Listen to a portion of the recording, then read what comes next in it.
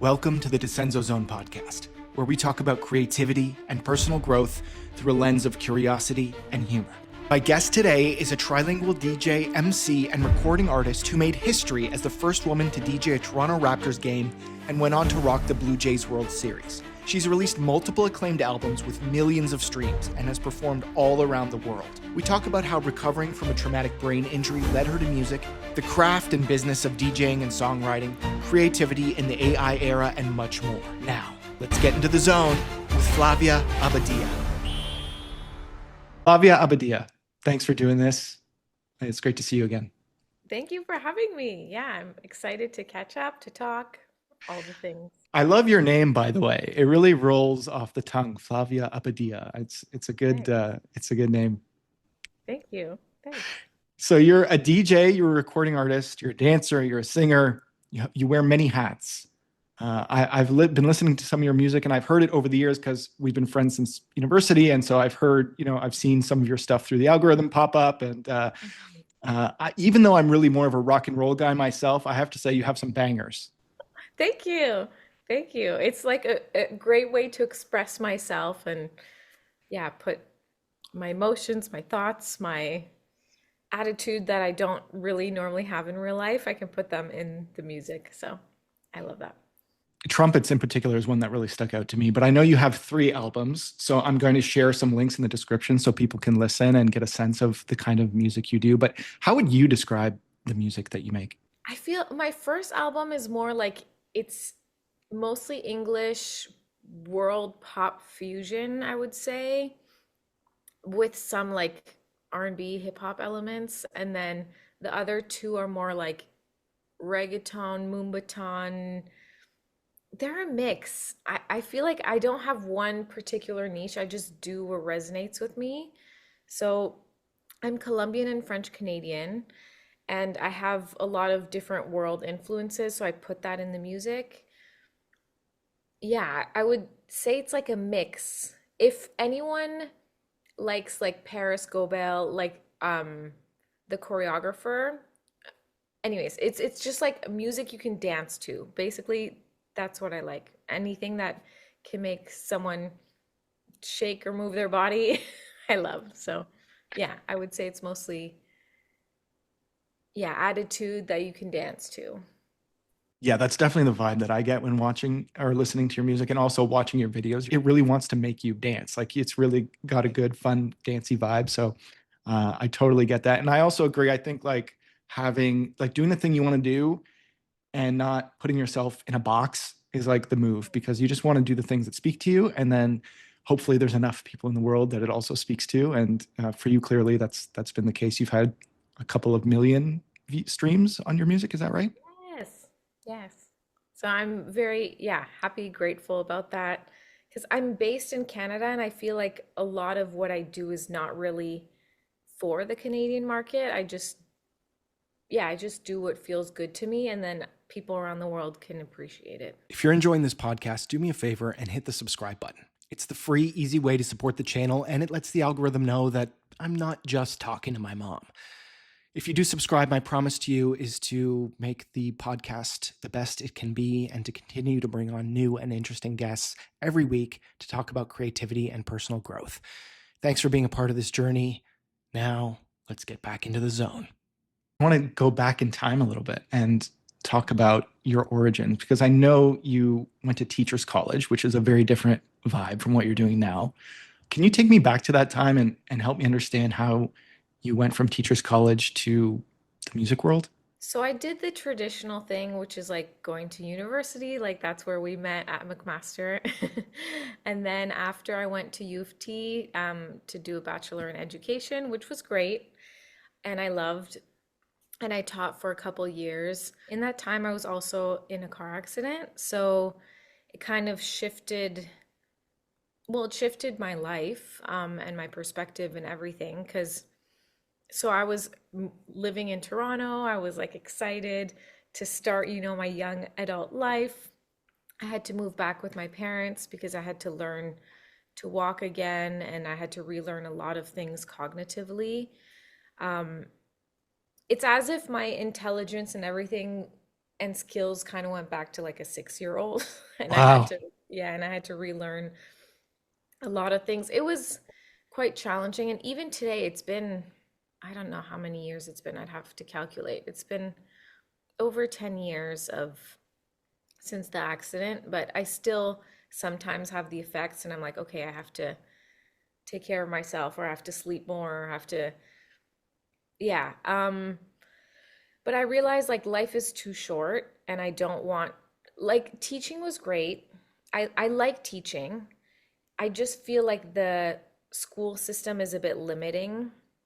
Um, and I wanted to do more with my life, and I'm still like, I have so much more I want to accomplish. So, one of the things I did to rehab my brain was learn to DJ. So, I, f- I had a lot of problems with sound. So, if two people were talking at the same time, or if there's like a distracting sound, it just bothers me.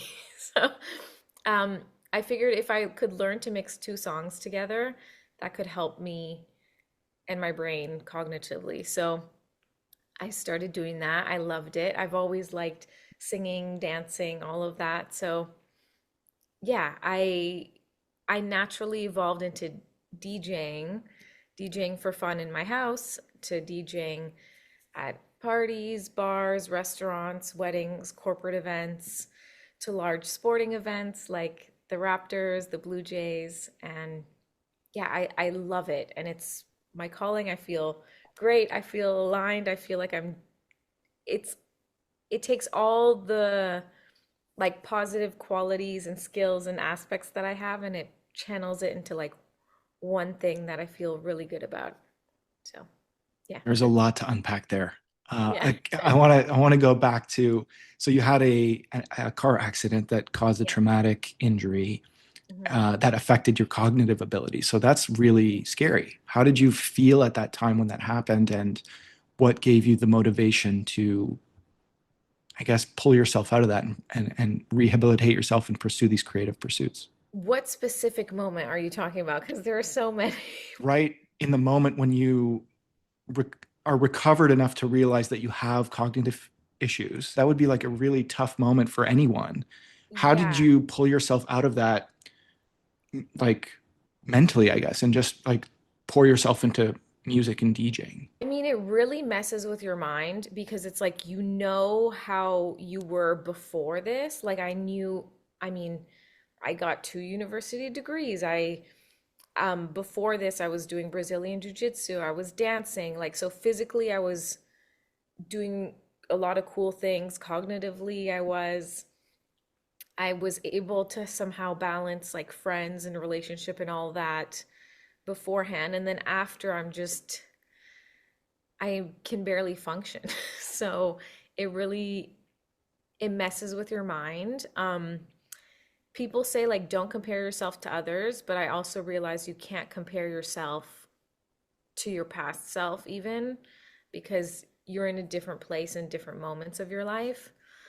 Um, it was tough, but I found one of the things that did really help me was like writing what I was grateful for every day. I felt like that was kind of my lifeline, even if it's like, oh, I'm so grateful that the sun is shining, or I'm grateful for my hands, or I'm grateful for whatever it is. I would just write it down as I was waking up, and that helped me. Um, and I was determined that this was not going to be my reality. Um, I did get discouraged sometimes, and I know 3 years into my recovery, I felt like I wasn't anywhere close to how I was before. And 3 years is a long time. And I was very discouraged. So I remember putting a message on Facebook like, please pray for me. I need your like prayers and things like that. Um, and yeah, then people who had been in car accidents reached out to me, and I got to speak to people who were in a similar situation than me. And I wish I had that earlier because I felt so alone and people around me didn't understand. Um, yeah, it, because it's not something like when the car accident just happened, I had like a huge gash on my face. I had scars. You could like I had aids to help walk and stuff. Like I was in a wheelchair and then I had a walker and then a cane. So people can physically see that, but then when it's literally in your mind, people don't understand that and it's really hard and it can be lonely. So I find finding people who had a similar experience to me was helpful. And yeah, the gratitude was like a lifeline to me. And just I kept learning and trying to figure out ways to get out of it. I felt like doctors didn't have answers for me. So, yeah, I started learning like positive psychology to try to get myself out of it. And yeah, it was a process. It was a process. It still is, but it's, if you're determined, I feel like you can get out of anything. And yeah, you just keep going and putting one foot in front of the other. Well, congratulations on your recovery, and I commend you on the Thanks. mental fortitude that it takes to get through something like that. Because I think for a lot of people, it's so easy to invert into yourself when something out of your control happens, and the fact that you were able to channel that into something positive and use music as part of your recovery, and now look at you now with this great music career. And so I think that's a real indicator of like mental fortitude and strength, and so I commend you on that. Thank you. So many people think DJing is just pushing play on a playlist. Can you help demystify the art of DJing? When people think of a DJ, they think that it's all about the DJ, but it's not. It's actually all about the audience. So what it depends on the event that I'm doing, yeah, the parameters, the people there. But in general, you curate a vibe. So you are in charge of the energy of the room, how it goes, if people have a good time. And I read the room in the moment. So people ask like, "Oh, do you have a playlist or do you have?" I don't. Like I have folders with different genres and different years and all of that, but I show up at an event, I see who's there, I see their ages more or less, I see how they're dressed, what kind of people they are, I can just read them and then yeah, I start playing music for them. If it's more like a cocktail hour type of thing, I'll have the music low so people can talk, mix and mingle. Um, if it's a dance floor, I'll yeah, I'll play upbeat music.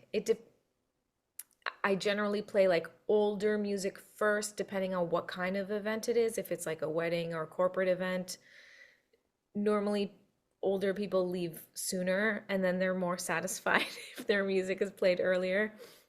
And then, yeah, I get into younger, more modern music.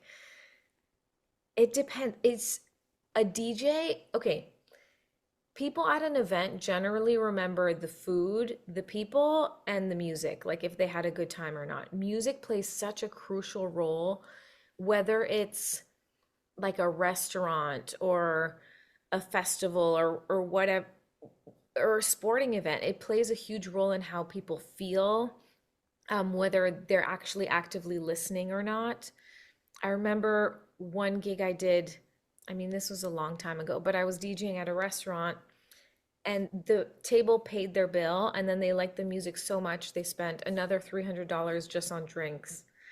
And then they paid their bill again just because, yeah, the music was good. So they were having fun. It's a way that a venue can make more money if they need to. They can sell products if they need to. And it just helps create an experience for people.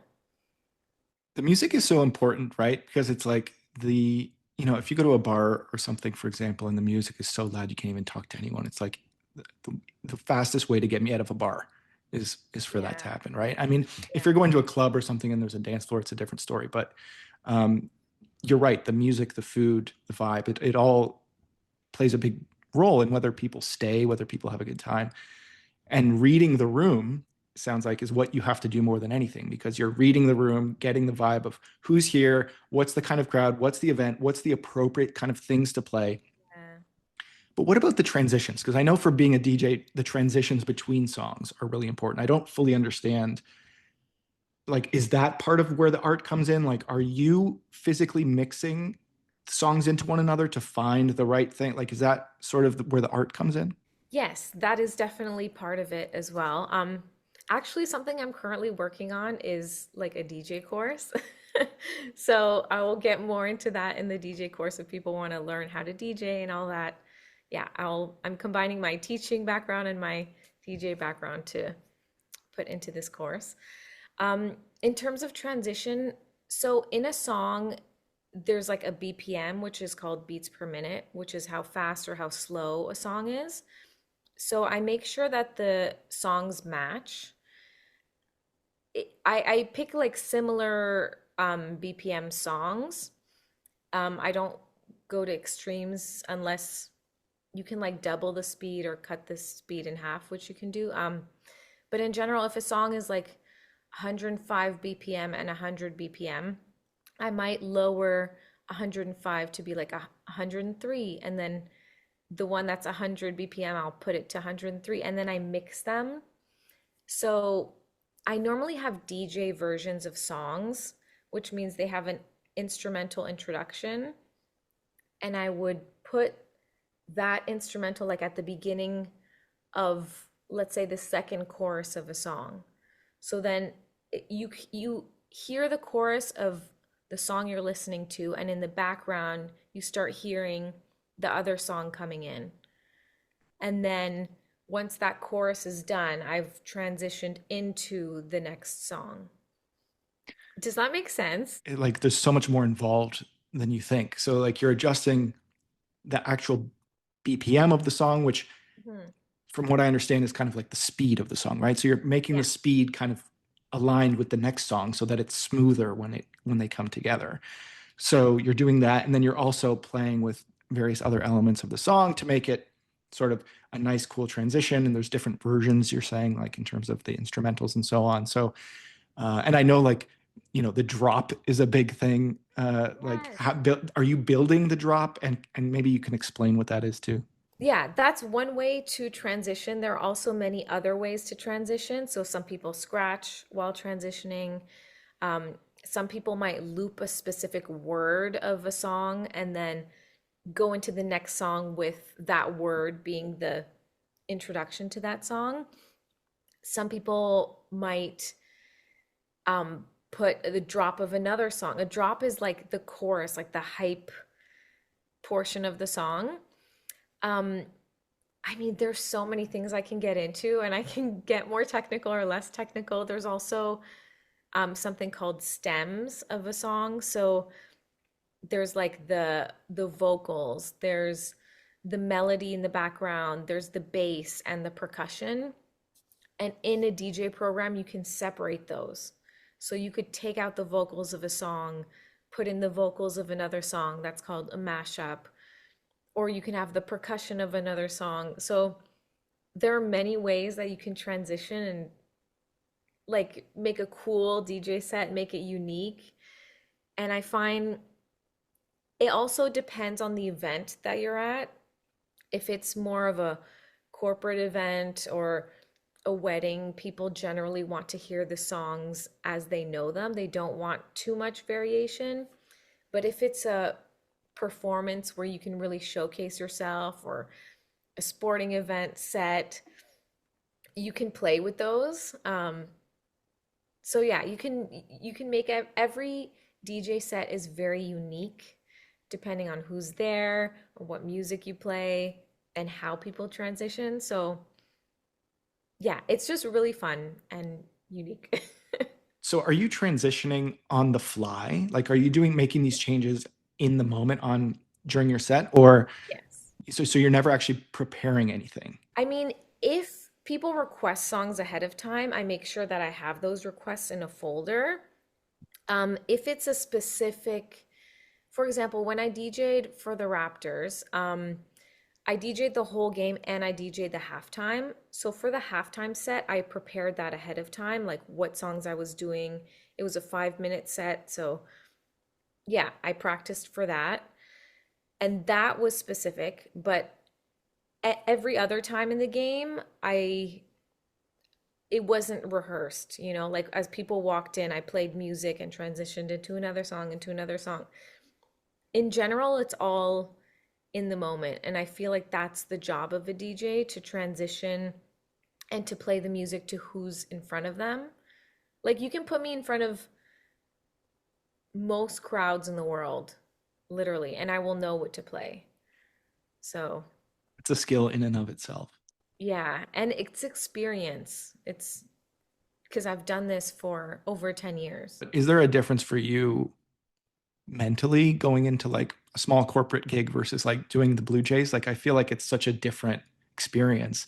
Do you prepare for that in a different way, or what's your process like leading up to those kinds of events? So there's different elements to DJing. It's not just the music, it's also like the visual presentation.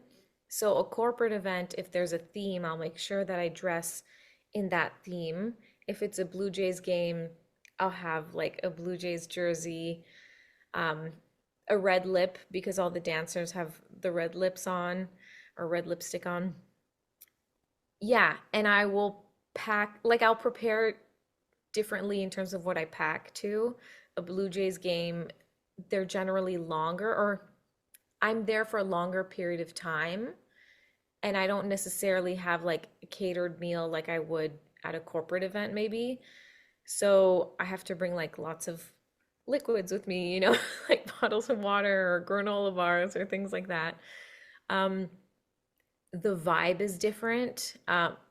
It's more high energy at a sporting event like the Blue Jays.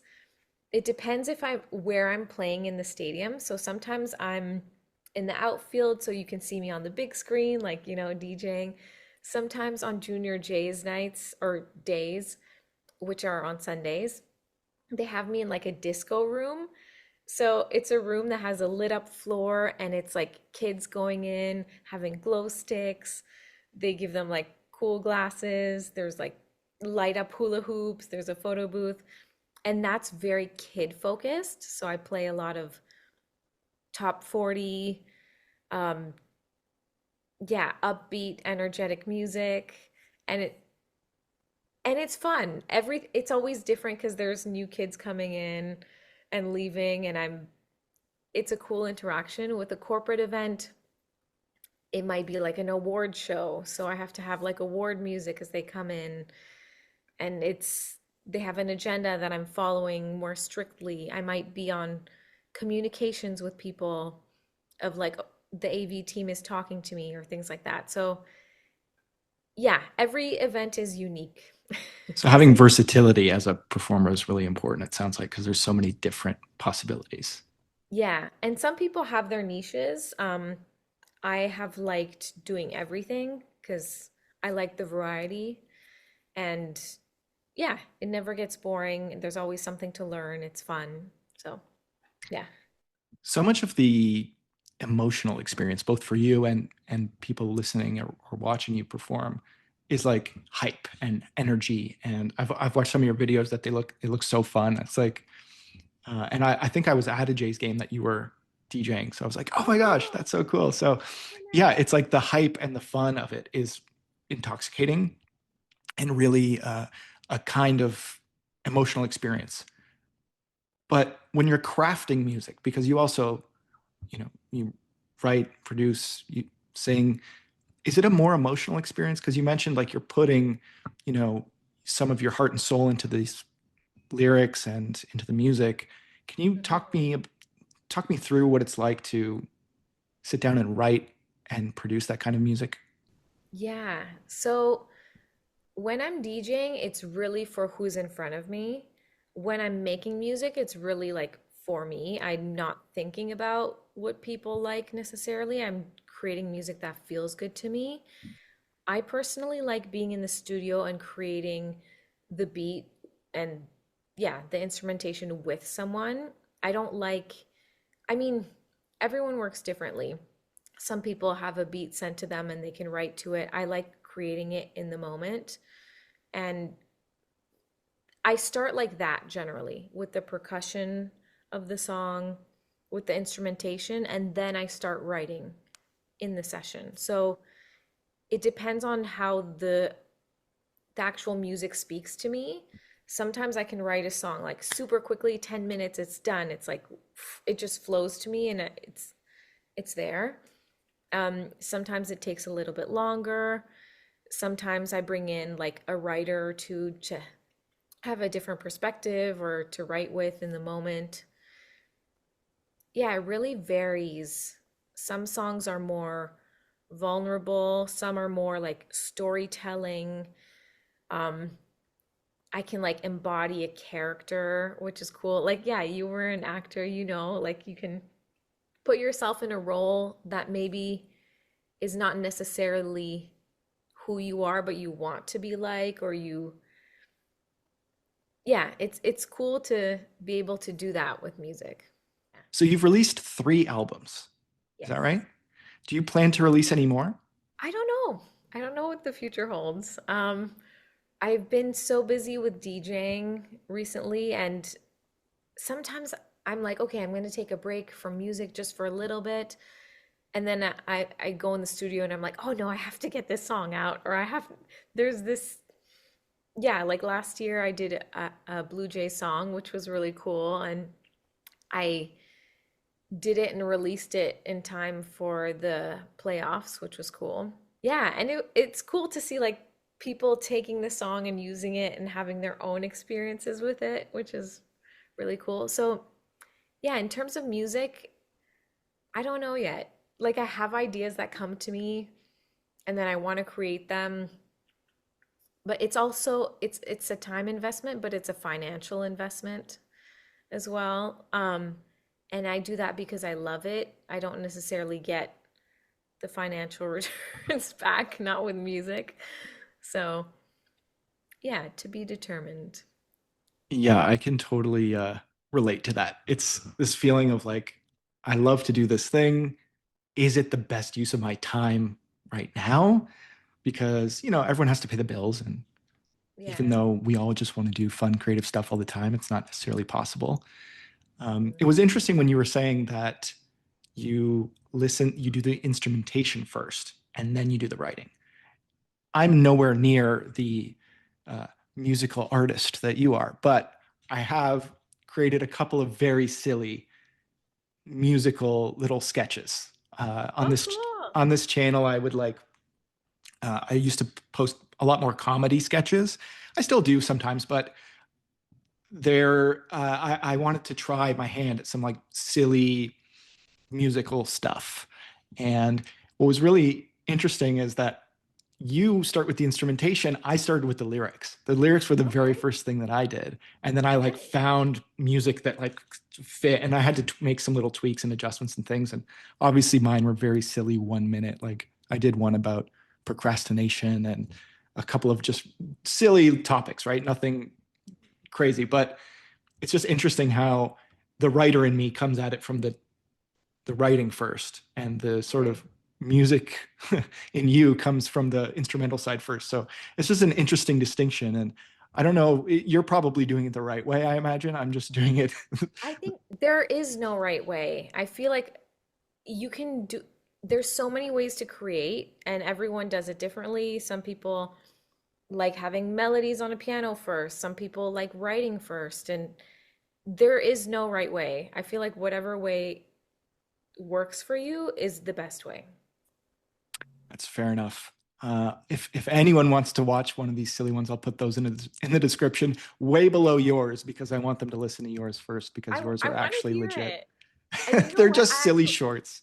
I know someone who creates silly music. I can put you in touch with them too. If you want to create more music, I'm sure they would be like, they would love to make That'd music be for you. awesome. It was so fun to do, but I'm so technically unskilled with the music that I was like, it was a big time and effort commitment for me. So I was like, ugh, I don't know if I can keep doing these. But yeah, I definitely loved like the writing process of it, like the writing the lyrics and making them kind of silly and fun, and then like also shooting the music videos. One of the Oh, first things I cool. ever did was like shoot music videos. I Okay. shot a music video for ZZ Top's song called "Sharp Dressed Man" when I was in like Okay. grade 9 or something like that. And I put it on the internet back then, like when YouTube was early, and it got like a ton of views. People thought it was the real music video because they didn't have one up at the time. And so I love making music videos. They're so fun. So and the ones that I did for these short, silly sketches were just like in my apartment, and I just like put some effects on them and just made them silly and fun. So they were really quick and dirty, but it was so fun making them. So yeah, I'd love to do more things like that.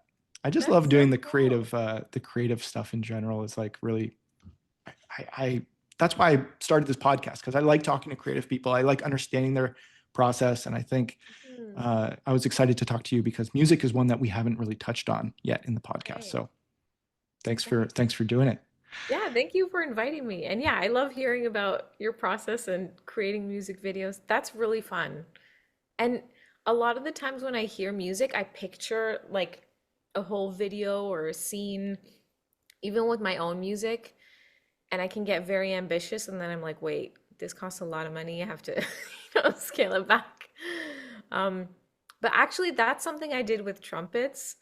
Um, that song, I created it here. I wanted another feature on it, and I actually found someone online. She did the feature from LA. She sent it to me. And then I called her up and I was like, hey, I have a crazy idea. I want to go to Cuba to shoot this music video. And I had never met her. I'd never met her before. And she was like, yeah, sure, let's go. So I sent her like proof that I purchased my ticket and the dates. And then we met. We scouted in the morning of one day. We shot that afternoon and the next day. And yeah, that's basically what you see in the music video, which is really cool. Yeah, it has such a cool visual element to that video. It's so well put together. Thanks. It's really beautiful, and it also sounds really good too. So it's like it's totally a vibe to listen to that. I'm gonna link that in the description below. And yeah, you should totally listen to it. It has like a lot of views. It has like 500,000 views on it. Yeah, I promoted that one heavily when it came out. Why was it important to you to do a fully Spanish album? When I started, actually, trumpets was one of them. I guess maybe because my mom speaks to me in Spanish, or like I've processed emotions in Spanish, and I write differently in Spanish than I do in English, and I wanted to express myself in that way. So yeah, I started. I remember when I did trumpets, the producer at the time was like, "Oh, people don't really listen to Spanish music. Like you have to stick to English, especially in Canada." And I was like, "No, I want to do this like fusion thing." And then I got into all writing all Spanish music. Yeah, I wanted to and I felt really called to, so I did it. Does each album represent maybe a time in your life or a season in your life, or are they tied together with like thematic elements, or is it sort of just like your creative expression flowing freely? Yeah, good question. It is more my creative expression flowing freely. Um, yeah, the first album is a fusion. It's, I guess, me dabbling in different genres. The second one I'm also has that like light and dark elements, and then the third one is more like, yeah, it has, I say dark elements, but dark is not really the right word. It's not like a heavy metal thing. It's more like the tones beneath it and kind of like the attitude that it has. Yeah, it's more freeing, the third one. Yeah.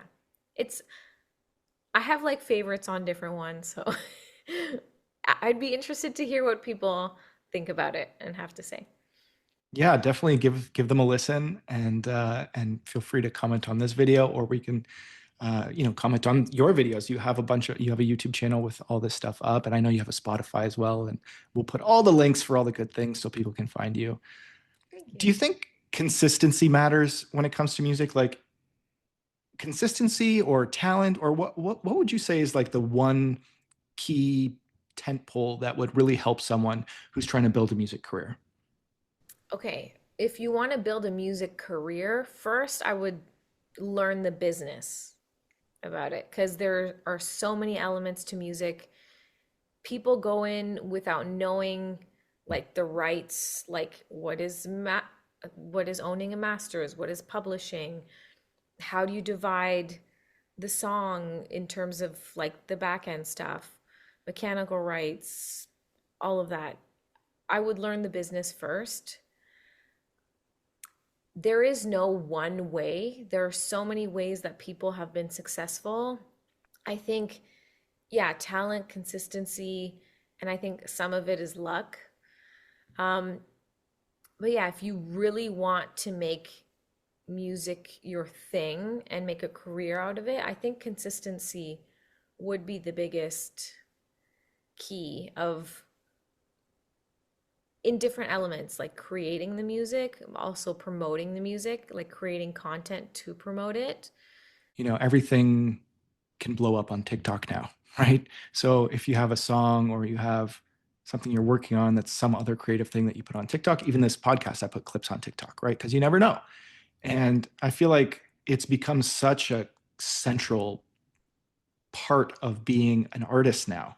I've spoken with comedians, I've spoken with writers, I've spoken with all sorts of people, and it all goes back to this, right? It's like, how are you promoting yourself? How are you getting eyes on it? It's like such an attention economy, which, Mm. you do have more opportunity in that way because you do have the chance to have a video get 500,000 views like you did. But at the same time, it's like kind of exhausting sometimes, don't you think? Oh, totally. Yeah. It's being an independent artist is a lot. Like you are your own manager, everything, publicist, creative, you're creating the music, there are so many elements to it. And I think you have to you have to decide if you want to do it all, if you want help to do it, what you're best at, yeah, there are so many elements, but it can be very tiring. So I think it's good to take care of yourself. And also at the same time, you have to like make a living, like you have to pay bills. And so it's a balance. How do you take care of yourself? What are the things that you do to mentally reset after the very difficult creative work or being on, in front of thousands of people at a Blue Jays game and like coming down from the high of that? Like, is there anything that you do to relax and unwind or reset?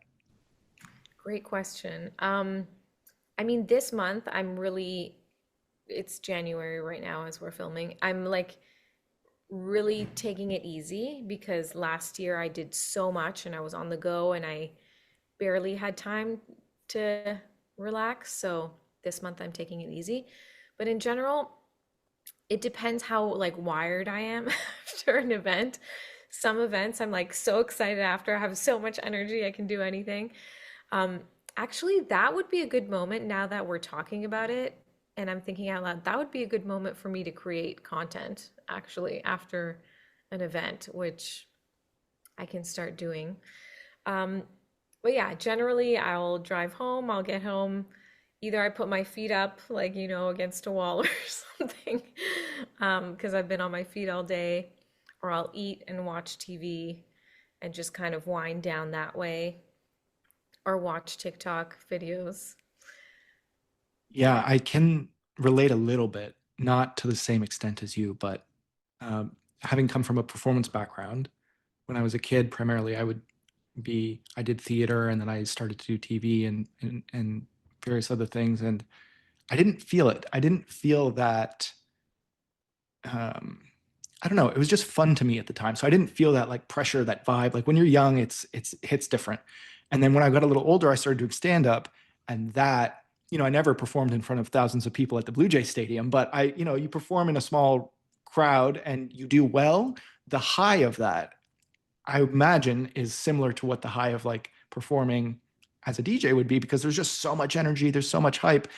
And so I really struggled to like relax after that. Like I found, and I think that's why a lot of comedians notoriously will like party and drink and do stuff after the set, because it's like it's so hard to come down from that. And so that's something that I struggled with. And luckily, well, not luckily, like I do miss performing stand up, but I haven't done it in quite a while. So I haven't had that experience. But even still, I feel like I struggle to relax, like finding a way to like just unwind. And the thing that's kind of worked for me is the sauna. Going in a sauna has been really transformative for me in terms of like, oh, I can't, there's no phone. Like I literally can't have my phone in there. So you're just staring at a wall. It's just hot in there and you're just sweaty and it just helps me sleep and I feel way better after. So that's been the thing for me. Um, but Where do definitely you go? watching TV and kicking your feet up sounds good too. Yes. Where do you go for the sauna? I'm very lucky that I have one in my building, although it's broken right now. But I have one in my building. But I know that in Toronto where I live, there's a bunch of like membership ones that you can go to if you don't have one in your building. But for me, yeah, it's been super helpful. Yeah, the one thing about DJing is I mean, depending on the event, you end at like 2 a.m. or something. So most things are closed. So I guess, yeah, some people do party. I don't drink or do any substances. I just, yeah, I'm too like sensitive to them. It doesn't sit well with my body. Um, but yeah, I've recently joined a 24-hour gym, so maybe I can also implement working out after. There you go. Hey, that's a good way to get some energy out for sure. Yeah. Yeah, the sauna, I feel like that's probably a great one. It's been super helpful for me. It's been helpful for me for sleep because I'm someone who struggles with sleep a lot because my mind's like always turning and especially because I'm a minor workaholic. Some people might say a major workaholic, but I'm going to stick with minor. Uh, so that really helps me like just unwind and relax and helps me sleep a lot. So that's been really helpful. What do you think about AI music? Because that's a thing that's come out now, and um, I don't know. There's been a few AI remixes that sound kind of good. What is your take on AI music, and how do you think it's going to impact the industry? I mean, it's already impacted the industry. Like people put AI music online. Um, I think it could help people come up with ideas if they're stuck. I don't think people should rely on it.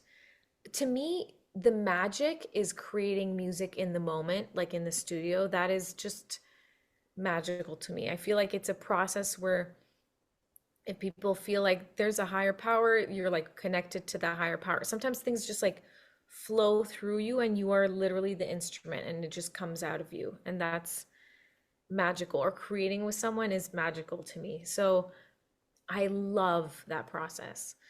I think, I mean, AI kind of takes that away and doesn't give that experience because it just does things for you. Um, I mean, yeah, it's just a different way to create. And I don't know. I've heard people complain being like, that's not real music. Well, you're not creating it, but I don't know. I can see different people's points of view, but I think people should really value what artists do and what they create and support that. Because they've spent, like, artists have spent years and like so much time, effort into creating music. So I think if we're living with AI music and organically created music, I think we should support with our attention and finances the organic music as much as we can and shows and there's nothing I don't even if there is AI music in like a show or in person, I don't think there's anything that could replace that like human energy. So, Yeah, there's nothing like a live experience too, and uh, I'm hopefully getting some tickets to see Joe Satriani and Steve Vai, who are coming to Toronto soon. okay. And both, for anyone who doesn't know, both incredible guitarists. And as someone who's dabbled very terribly and slightly in guitar, I really admire the skill and the craft that they put into that. And I think that there's a 0% chance I would go see that, like an AI do that. 0%. So there is something to be said about the human element. And sure, I'm sure over time, AI music will get better. But here's the thing, I want AI to do my laundry. I don't want it to Yes. make my music. You know what I mean? Like, Yeah. do my taxes, AI. Yeah. Let us do the cool stuff. Yeah. That's my kind of take on it. And look, it can be helpful. I'm sure that it can be helpful to people, like you said, if they're stuck or for idea generation. But this idea of it just like taking over everything and just like doing the whole process from start to finish doesn't sit great with me. I don't love that. When people say, oh, they created a song on like, I won't name the platforms, but on like an AI generated platform, I'm like, oh, okay, cool. But I don't really take it as the value is not the same in my mind. Um, it's not like they created this from scratch on their guitar and singing. It's different. One is like more from your soul or more.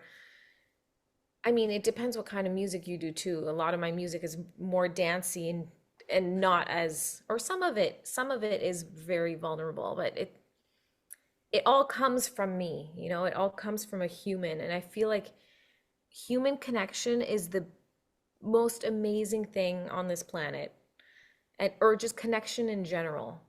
Because you can have connection with like animals and things like that. And I think people undervalue it, I guess, sometimes if they're like on their phone as someone is talking or just looking at screens. But connection is amazing. It's healing. It, I think it's everything.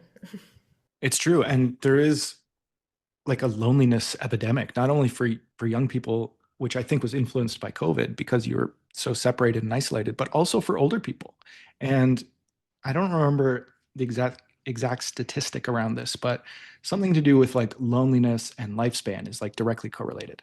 It's like Oh, if you, yes. yeah, so absolutely connection is so important. And I think what you're saying about AI is that like the music that you create comes from you, and an individualized single human comes from your heart, from your soul, from your experience. Mhm. The music that's coming from AI is like a collective understanding of previous people's experience. And so it's never Yeah. going to be able to generate, I mean, it might be able to generate something that's like sounds amazing, but it's always going to be derivative of something that came before it. Whereas I feel like you have an individualized experience that no one else knows. And so you can pour yourself into your music in a way that makes it more authentic and more true to you. Yeah. So I don't actually, I'm not actually that worried about AI music taking over for that reason. And the same with Yeah. writing and movies and other things that everyone's worried about AI taking over because I mean it is just improving every day. But at some point, I think it's going to be like people are going to crave the human made. Like it's going to be like how um, if you want handcrafted furniture, it's more expensive. Hmm. It's going to be like that, I think, where it's like it's better, it's a higher quality product if a human made it. But you can also go to IKEA and get like the AI version. You know what I mean? Yeah. Yeah, there's nothing like human creativity, I think. And also with AI, humans have to craft it and like put in prompts or put in different, yeah. Yeah, just back to your point, I do think maybe there'll be like a two-tier system or, but yeah, human creativity is great. How important are relationships for you in terms of your, speaking of connection, like in terms of your ability to get on the Blue Jays? Like how do you even get those kinds of opportunities? Is it through connections you've made? Are you applying for those things? Like how does that work? Yeah, a lot of my DJ career has been built on word of mouth. So when I DJ somewhere, they want to hire me more, or also through colleagues. I think there's so much work in general. Like some people have more like a scarcity mindset. They want to guard things. I have more of like an abundance mindset that I personally cannot be at 300 events in one day, and there are probably over 300 events in Toronto, the GTA, wherever. So I want to have relationships so I can also give other people work. Uh, if I'm booked, I can refer someone else or hire someone else. or they can vice versa. Yeah, I mean, I like connection because I like people. Like I think I can always learn from someone, and it's just nice to talk. So I like that. And yeah, I think also when someone is like, my start with DJing was through mentors and then DJing through entertainment companies. So having relationships with entertainment companies can get you into doing different events, whether it's corporate, weddings, doing sporting events. Those bigger companies normally have the connections already. So if an upcoming DJ wants to make a connection with them, with an if an upcoming DJ wants to make a connection to DJ at a bigger event, entertainment companies are a great way to do that. And yeah, I also hire people as well, which is great. And I got to do that a lot more last year. Um, so yeah, I think connection, doing good work, being professional, being kind is very important. Um, yeah, dressing well, being early or on time, being good at your job. Yeah, fair enough. You have to treat it like a job in some ways because it's so easy to think like, oh, this is just a fun, like this is, but it really is a job. You have to work at it every single day. And that's what I've experienced with, even with writing too. It's like it's easy to think like, hey, I'm just at home today. I can just take a nap or play video games or do whatever. But it's like you have to treat it like a job. You have to treat it like a job because it is your job. And if you don't, then it just becomes a hobby and you have to get a real job, which, Yes. you know, nobody wants So, that. how is your schedule like when you're at home and you want to write something?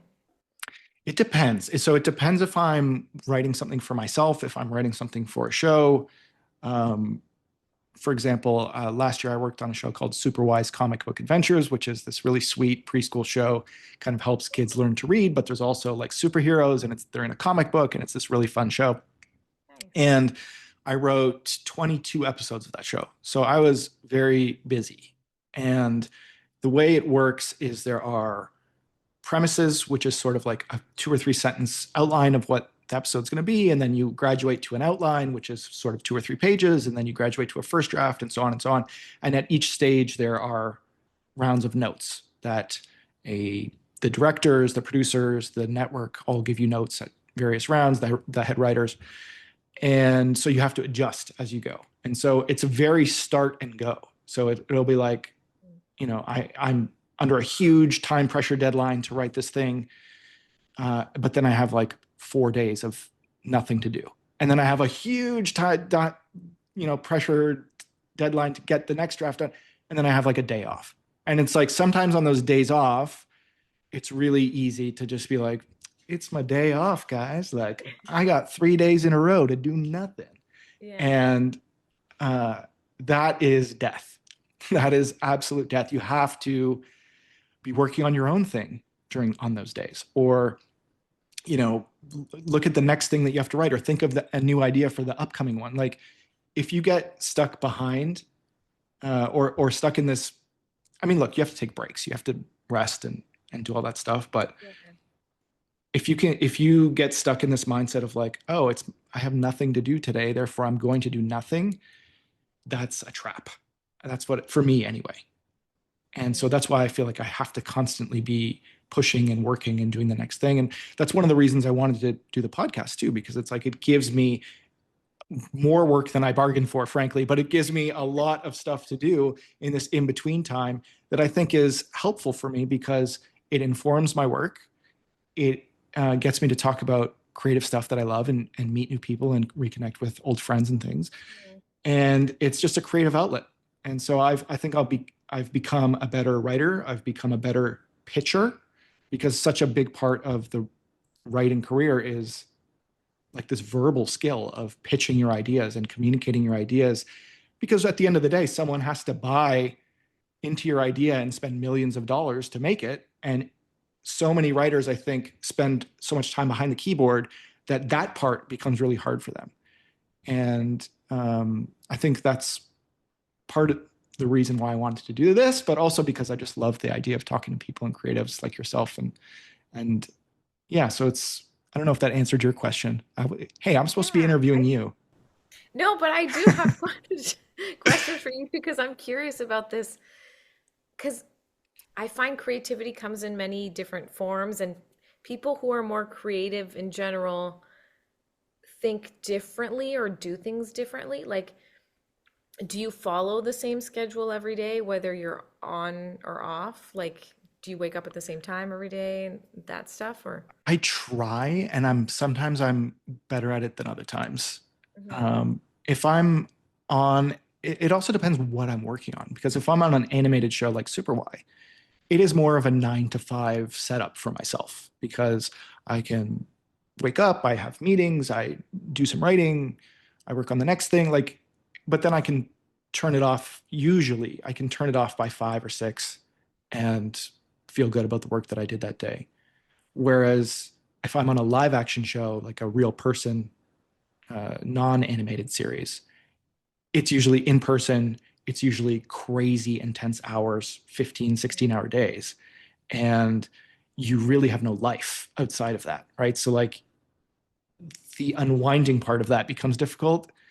And you do get into a sort of routine, but it's like a high intensity, high octane, short-lived routine. So it'll be like 4 or 5 months of like super high intensity, and then you need to take like a month to just like decompress after that, right? So, and then if I'm working on my own thing, like I often will write pitches, or I'm working on a novel, I'm working on kids' books, I'm working on all these other projects.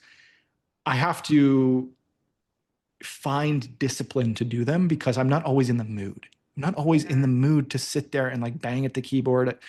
And for me, finding the discipline to stick with something is like giving myself a schedule and being like, okay, I want to get this chapter done or this many words done in this day or whatever the thing is. So I'm constantly evolving on how I do it, and it is constantly dependent on what I'm doing, Mhm. which is a tricky place to live because it's so easy to become inconsistent. I have to really force myself to like become consistent. And I think that committing to this podcast, committing to one episode a week, has really trained me to do that, because for the past 15 or so weeks, I've released a podcast every week. I've released 2 clips every Saturday and Sunday, and I do shorts almost every day, usually every day. So it's like, it's given me a lot more structure, and the structure can carry over into my other creative endeavors as well. So it's been actually really helpful for me, honestly. Good. That's cool.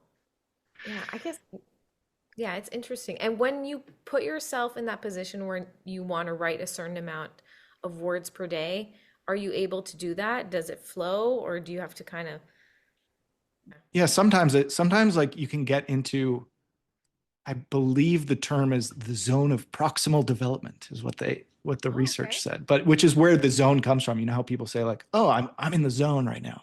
Hmm. Um, which is part of the reason that podcast is called the Descenso Zone, because you got to get in the zone. But but sometimes I can find myself in that place, and I think that's what you were kind of touching on earlier, is like that feeling of like when you're in the studio and it's flowing. It's like that flow state, right? It's like if Yeah. you can get into that flow state, that's the best place to be in terms of like creative output. But Hmm. getting to that place is really hard. And I've found that like in the same way that it's hard for me to put my shoes on to go to the gym, it's hard for me to put my head into the game of writing or doing somewhat whatever creative thing I'm doing. But once I'm in it, if I can force myself to get in Mm. it, Yeah. then it comes faster. And like I know, and I've talked about this a little bit with, because I've interviewed other writers and things. One of the things that I do is what we call a vomit pass, where I'll just start anything, Yeah. any words. It doesn't matter. Just write anything. It's going to be bad. I accept that it's going to be bad. And then I, by like page 3 or something, I'm like, oh, but this is a cool idea. And then like when I get excited about something, Mm. then it starts to come, and then I go back and fix all the bad stuff I did earlier. It's the trick is like forcing yourself to get to the table, I find. Yeah. Is that the same thing for you for when it comes to like music writing? Yeah, I guess I'm also working on my own personal projects too, other than the like DJ course. So I'm also asking out of curiosity for my own things. And that's more like personal development, wellness stuff, I guess, because of the journey that I had to take from the accident to now. So yeah, I'm working on that stuff and have been working on it for a very long time, which I hope this year it'll all come out. Um, Can you tell me more about the DJ course? I have all the outline already, so I just Uh, have to film that. I'll be filming it in the next like month or so. So I have to film it, edit it, and yeah, when it's ready, I'll let you know. awesome. And yeah, I mean, in terms of music and creativity, it depends. A lot of the times, yeah, in the zone it just happens and then it's just magic. Sometimes it doesn't happen. Like it depends on the day, it depends on yeah, I find when I'm generally happier, well rested, things flow. Yeah. If I'm like super stressed or whatever, things can't flow as much. Um, but that analogy of the gym is a good one because when I go, like if I try to work out at home, for example, I don't know, I'll do like couple sit-ups, whatever, and then I'll be like, okay, cool, I'm done. But if I go to the gym, I'm like, oh, I'm here. I have to do it. So physically being in another space like really helps set the mood in whatever I'm doing, like whether it's like going to the library to work and then I get lots of work done there or whatever. I do that too. I'll go to a coffee shop or I'll go to a library and just being, I think part of it for me, it's so easy to get distracted. It's so easy to just like go on Instagram for a minute or like go on, YouTube or whatever you're doing. And if I'm in public, my brain is like, dude, you can't do that. That's crazy. Why would you be Yeah. on YouTube in public? Like that's an insane thing to do. And so that like social, like, which is not even true because you see people on YouTube and doing whatever they want. Like who Yeah. cares? But for me, there's some weird social pressure where I'm like, I can't let people see me slack off, And so I'm slacking off less if I'm like at the library or something else. That's how I feel if I go to a library. I'm like, oh, I can't just take a break and watch TV. Like everyone around me is working. I need to work. And then I get things done. Maybe I take a break to, I don't know, take a walk or look at my phone for 5 minutes if I really need to. But yeah, it really helps me focus being in that environment. It comes back to the human connection thing in a weird way. It's like Yeah. being connected to people, even if you're not directly talking to them or something, is so powerful. Yeah, it's like a camaraderie, I guess. You're all in it together, even though you're all working on different things. Or I remember at one point the library was closed, but the building was still open. And I was just in the flow state, so I wanted to keep doing what I was working on. So yeah, I was outside of the library in the building, and there was another girl working on whatever she was working on. I think it was some finance thing. And we're both there till, I don't know, midnight or something, just working, like keeping each other company. We didn't really know each other. I think we said hi or bye or, but it's nice. It's just like you're keeping each other company, even though you don't know the other people. But Yeah, a really common thing for writers too is to have like little writers groups where they'll, you'll all go and often won't say a word to each other, but you'll just all know that you're all suffering together in this struggle it's to write helpful. whatever the thing you're writing is. And yeah, it can definitely be helpful for sure. Like in university, I did that. I would go to the library with people, and then, I mean, depending what I'm working on, I'd maybe have to have an energy drink or I'd like fall asleep at the library. But in general, being with that, like someone and being in a more serious library. So I'm a master, we had different libraries. Some were more talkative, and I would often go to the engineering library because people were actually working and focused. So I like those environments if I need to focus. Yeah, for sure. Finding the place in which you can get into the zone faster is definitely a helpful thing. And for me, I also listen to non-lyric music. That's been really helpful for me as well. So I have a playlist on Spotify that's like chill vibe or whatever, and it's like Oh, or like nice. focus music or whatever it is. So it's like just I can't have words because the words will in Yeah. mess me up when I'm trying to write. But um, yeah, having just like being locked in and listening to music and being in a public space, those have all been pretty helpful things for me as well.